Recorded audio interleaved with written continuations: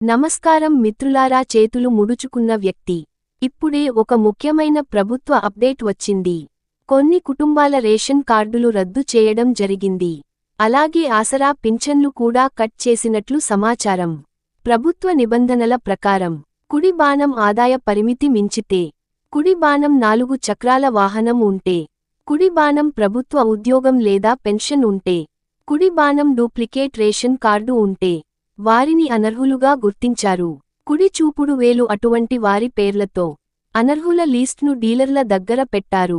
మీ ration card, pension కొనసాగాలంటే మీ దగ్గర ఉన్న వివరాలు ఒకసారి చెక్ చేసుకోండి. ఏదైనా తప్పు ఉంటే వెంటనే కుడి చూపుడు వేలు మీ డీలర్ని లేదా గ్రామ సచివాలయాన్ని సంప్రదించండి. మంచి ప్రభుత్వ పథకాల వీడియోలు ముందుకు తీసుకువస్తాను. దయచేసి ఛానల్ను సబ్స్క్రైబ్ చేయండి. వీడియో నచ్చితే లైక్ చేయండి.